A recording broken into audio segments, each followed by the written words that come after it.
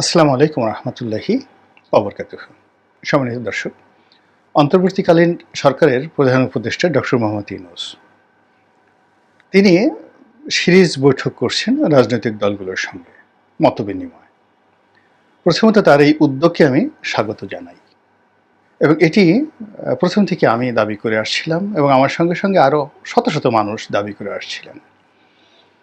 আমি বলার চেষ্টা করছিলাম যে ডক্টর মোহাম্মদ ইউনূস যত মঙ্গলই করুন না কেন, যত কল্যাণই করুন না কেন, আলটিমেটলি রাজনৈতিক দলগুলোর সঙ্গে যদি তার একটা সম্পর্ক না থাকে এবং একটি বিশ্বাসযোগ্য সম্পর্ক স্থাপিত না হয়, তাহলে তার সরকার ভালো মতো কাজ করতে পারবেন না।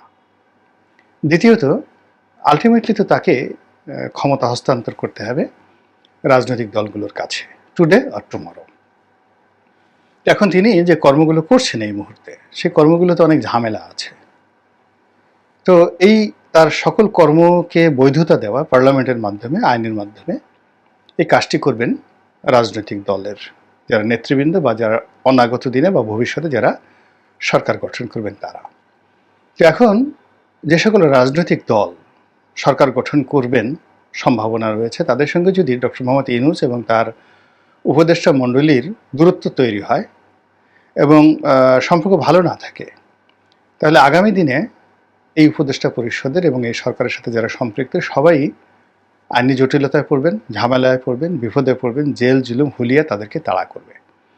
এবং যেহেতু তারা খুব সেন্সিটিভ মানুষ, জ্ঞানী গুণী বুদ্ধিমত্তা তাদের রয়েছে, তো এই ভয় নিয়ে তারা কাজ করতে পারবেন না, ত্রুটি নিয়ে তারা কাজ করতে পারবেন। এই জন্য যতটা সম্ভব একটা ফেলোশিপ যদি রাজনৈতিক দলগুলোর সাথে তৈরি করা যায়, এটা তাদের জন্য ভালো হবে। তো এই দাবি যখন সবার পক্ষ থেকে এলো, রাজনৈতিক দলের পক্ষ থেকে এলো, আমরা যারা সামাজিক মাধ্যমে কাজ করি আমাদের পক্ষ থেকে এলো, তিনি সেটিকে সম্মান জানিয়েছেন এবং বেশ কয়েকটি বৈঠক করেছেন। তারই ধারাবাহিকতায় সাম্প্রতিক সময় তিনি প্রায় প্রধানতম রাজনৈতিক দল যারা আছেন, আওয়ামী লীগ ছাড়া সকলের সঙ্গে বৈঠক করেছেন। এ দফা জাতীয় পার্টির সঙ্গে বৈঠক করেছেন কিনা আমি বলতে পারবো না।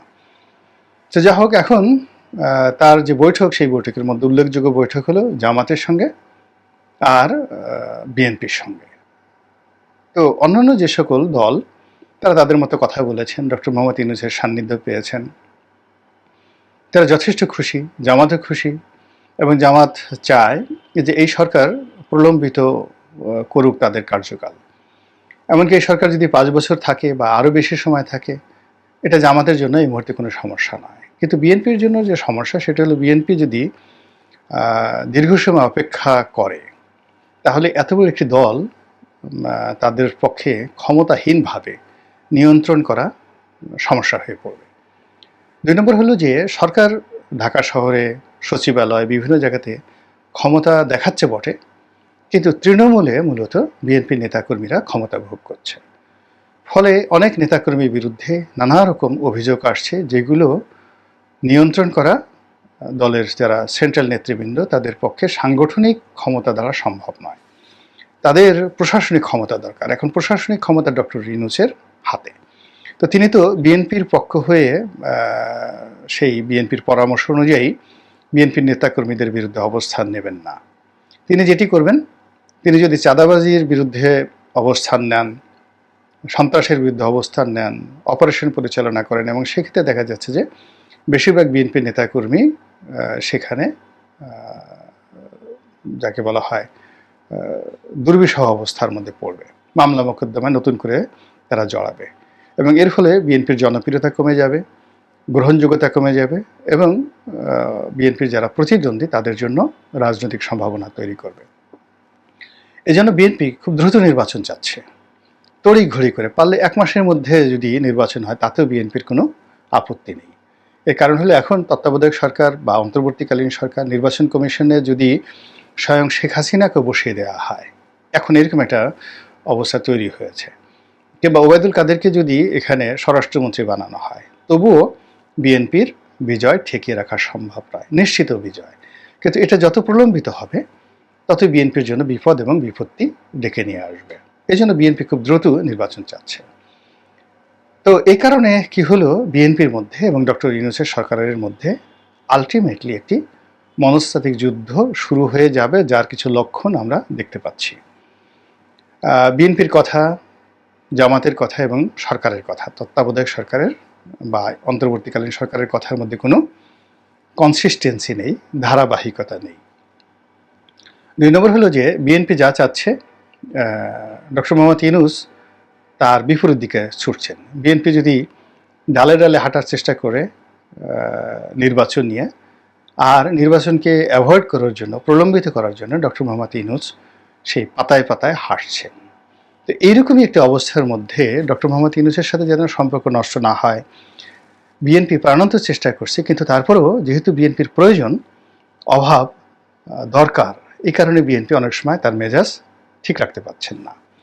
এই জন্য আমরা বিএনপির ভারপ্রাপ্ত চেয়ারপারসন তাকে কখনো দেখি সাহায্যের হাত বাড়ানোর অঙ্গীকার তিনি করছেন, ডক্টর মোহাম্মদ ইউনূসের প্রতি আহ্বান জানাচ্ছেন, আবার পরদিনই তিনি নির্বাচন যত দ্রুত সম্ভব সেটা দাবি করছেন। তো এই অবস্থার মধ্যে যখন বিএনপি এবং ডক্টর মোহাম্মদ ইউনূসের বৈঠক হলো, সেই বৈঠকের কিছু ভিডিও ফুটেজ, কিছু স্টিল ছবি আমি দেখার চেষ্টা করলাম। তো সেখানে উভয় পক্ষই অভিনয় করার চেষ্টা করেছেন। অর্থাৎ ডক্টর মোহাম্মদ ইউনূস বেশ হাসি খুশি প্রাণোচ্ছল থাকার চেষ্টা করেছেন কিছু সময়, আবার হঠাৎ করে দেখলাম যে তার মুখ নিদারুণ গম্ভীর হয়ে গিয়েছে এবং তিনি চিন্তিত, বিরক্ত, বিব্রত, এরকম ছবিও আমরা দেখতে পেয়েছি। কিন্তু আবার খোলামেলা, প্রাণবন্ত, বিশেষ করে প্রথম আলো যারা ডক্টর মোহাম্মদ ইউনূসকে খুব বেশি প্রমোট করছেন, তাদের একদম ফ্রন্ট লাইনে বিএনপির সঙ্গে যে ছবি এসেছে, সেখানে ডক্টর মোহাম্মদ ইউনূসকে বেশ হাসি খুশি দেখা গিয়েছে। আবার তার সঙ্গে যারা অংশগ্রহণ করেছেন, মির্জা ফখরুল সহ অন্যান্য নেতৃবৃন্দ, তারা কিন্তু সেই প্রথম আলোর ছবিতে অতটা প্রাণোচ্ছল ছিলেন না। কিন্তু যেটি আমরা আন্দাজ করতে পারি, একেবারে নিখুঁতভাবে আন্দাজ করতে পারি, সেটি হলো বিএনপি নেতাদের বডি ল্যাঙ্গুয়েজ দেখে।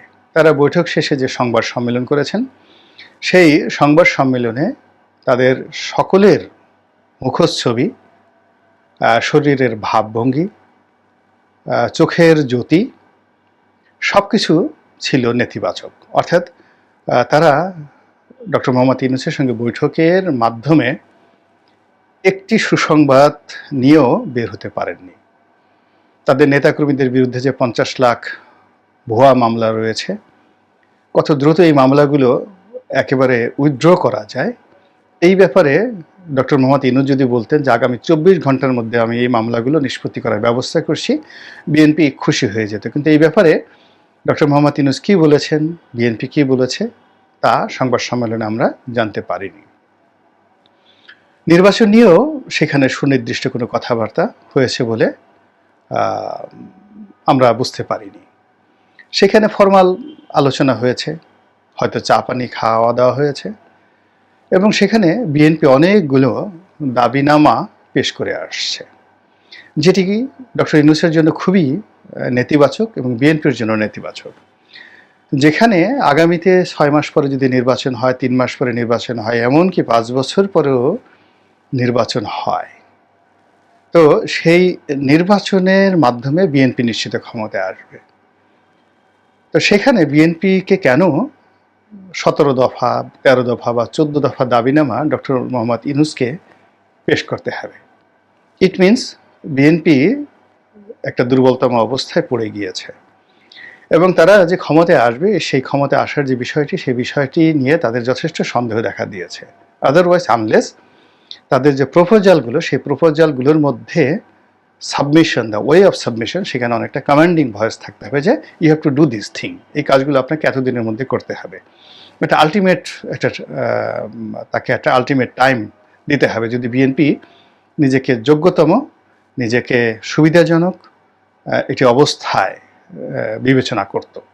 কিন্তু তা না করে যখন তারা দাবিনামা পেশ করছে, তাহলে এই যে তাদের এই দাবিনামা পেশ করাটা, এটি 2018 সালের নির্বাচনের আগে মির্জা ফখরুল গণভবনে গিয়ে শেখ হাসিনার নিকট যে দাবিনামা পেশ করেছিলেন, সেই দাবিনামা পেশ করা আর ডক্টর ইউনূসের কাছে দাবিনামা পেশ করার মধ্যে এক সুতো পার্থক্য থাকবে না।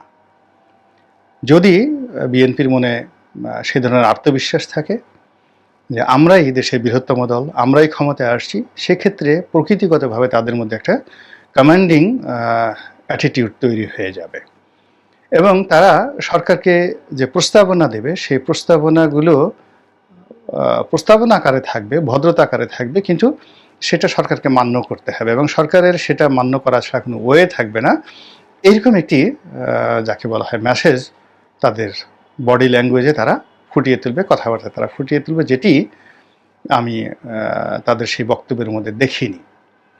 অন্যদিকে ডক্টর মোহাম্মদ ইউনূসের সঙ্গে তাদের যে বৈঠকের পর তারা যে বের হয়ে এসছেন, প্রায় সকলের মুখ ছিল মলিন এবং তারা কেউ কারো দিকে তাকাচ্ছিলেন না। নর্মালি যখন কেউ বিজয়ী হয়, যেমন মির্জা ফখরুল ইসলাম সাহেব বক্তব্য দিচ্ছিলেন, তার পাশে মির্জা আব্বাস সাহেব দাঁড়ানো ছিলেন এবং তার পেছনে যিনি দাঁড়ানো ছিলেন সেটা হলো জনাব সালাউদ্দিন সাহেব। এবং আপনারা সবাই জানেন যে বিএনপির মধ্যে ধরে নেওয়া হয় মির্জা ফখরুলের পরে যদি দলের সাধারণ সম্পাদক হিসেবে কাউকে বিবেচনা করা হয়, তিনি জনাব সালাউদ্দিন, ভারত থেকে এসেছেন। দ্বিতীয়ত, এই মুহূর্তে বিএনপির যিনি কর্ণধার জনাব তারেক রহমান, সেই তারেক রহমান সাহেবের একেবারে বিশ্বস্ত ১ নম্বর ব্যক্তি হলেন জনাব সালাউদ্দিন সাহেব। তো মির্জা ফখরুল সাহেব যখন বক্তব্য দিচ্ছিলেন, তখন আপনারা দেখবেন যে সালাউদ্দিন সাহেবের যে বডি ল্যাঙ্গুয়েজ এবং মুখ, এটি ছিল ভীষণ রকম ক্লান্ত, বিধ্বস্ত, হতাশাগ্রস্ত এবং তিনি যার পর নাই বিরক্ত ছিলেন। এবং তিনি যে কারণে বিরক্ত ছিলেন আমি আন্দাজ করতে পারি, সেটা হলো বেগম জিয়ার মামলাগুলো প্রত্যাহার করা, তাকে বিদেশে পাঠানো, তারপর তারেক রহমান সাহেবের স্বদেশ প্রত্যাবর্তন, তার বিরুদ্ধে সমস্ত মামলাগুলো নিঃশর্তভাবে প্রত্যাহার করা, এই বিষয়গুলো হয়তো আলোচনা হয়েছে এবং সেখানে কোনো ভালো ফলাফল, ইতিবাচক আশাব্যঞ্জক কোনো আশ্বাস মেলেনি। যেহেতু তিনি জিয়া পরিবারের খুবই ঘনিষ্ঠ, এই জিনিসটি তার মনোমস্তিষ্কে নিদারুণ বিষক্রিয়া তৈরি করেছে, ফলে তিনি ছিলেন একেবারে নিষ্প্রভ সংবাদ সম্মেলনে। এটা একটা ঘটনা হতে পারে। ২ নম্বর ঘটনা হতে পারে যে তিনি যে বিষয়গুলো চেয়েছিলেন সেই বিষয়গুলো আসলে সেখানে উপস্থাপিত হয়নি, আলোচনার সুযোগ মিলেনি অথবা আলোচনা করা যায়নি। তো সেই দিক থেকে আমি মনে করি যে ডক্টর মোহাম্মদ ইউনূসের সঙ্গে এই যে বিএনপির যে নেতৃবৃন্দ যারা বৈঠক করলেন, এই বৈঠকটি একটা গতানুগতিক বৈঠক হয়েছে, জাস্ট ফর্মালিটিস। এখানে কোনো ইতিবাচক কিছু হয়নি। রিলেশনশিপ বলতে যা বোঝায়, ফেলোশিপ বলতে যা বোঝায়, সেটাও হয়নি। আর ডক্টর ইউনূসের বাসভবন, যেটি সরকারি বাসভবন, ওই বাসভবনের সঙ্গে বিএনপির যেটি আত্মিক সম্পর্ক, আগামী দিনে তারাই ওই বাসভবনের অধিকারী হবেন, এরকম কোনো গ্রিন সিগন্যাল বিএনপির নেতাকর্মীদের, বিএনপির যারা নেতৃবৃন্দ রয়েছেন তাদের শরীরে, মন মননে সেটা ফুটে ওঠেনি। তো আমি আশা করব যে এই আমার যে ভিডিওটি, এই ভিডিওটি যদি বিএনপির নেতৃবৃন্দ দেখেন এবং ডক্টর মোহাম্মদ ইউনূস সাহেব দেখেন বা তার যারা লোকজন দেখেন, আমার অনুরোধ থাকবে যে আগামী দিনে যে বৈঠকগুলো হবে সেই বৈঠকগুলোতে বিএনপির যে অভাবগুলো রয়েছে, অভিযোগগুলো রয়েছে, সেগুলো মেনশন করতে হবে এবং সেগুলো সমাধান করতে হবে এবং খুব দ্রুত গতিতে সেগুলো সমাধান করতে হবে।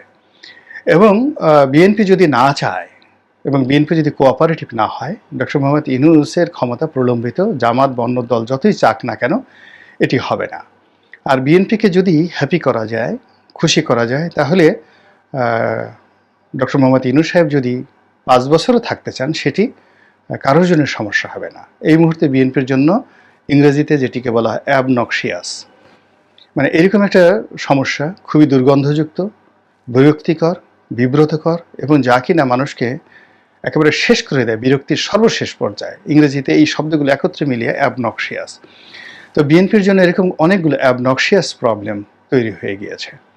সেই সমস্যাগুলো সমাধানের ব্যাপারে ডক্টর মোহাম্মদ ইউনূসকে আন্তরিক হতে হবে, সৎ হতে হবে এবং প্রম্পট হতে হবে। এবং বিএনপির হাতকে যদি শক্তিশালী করা না হয়, তাহলে খুব দ্রুত শেয়ার মার্কেটে নতুন দরবেশের সৃষ্টি হয়ে যাবে, আমাদের চাঁদাবাজির মার্কেটে নতুন দানব তৈরি হয়ে যাবে এবং আওয়ামী লীগের যে বিষয়গুলো নিয়ে আমরা খুব অসন্তুষ্ট ছিলাম, সেগুলো চারিদিকে ব্যাপকভাবে ছড়িয়ে পড়বে, মহামারী আকারে ছড়িয়ে পড়বে, আগের চেয়ে আরও নির্মমভাবে, নিষ্ঠুরভাবে। এবং এই ব্যাপারে সরকারকে সবচেয়ে বেশি সাহায্য করতে পারবে বিএনপি। তো সেই বিএনপিকে সাহায্য করার জন্য সরকারকেও আন্তরিক হতে হবে। আল্লাহ আমাদের সবাইকে হেদায়েত দান করুন এবং হেফাজত করুন। আসসালামু আলাইকুম ওয়া রাহমাতুল্লাহি ওয়া বারাকাতুহু।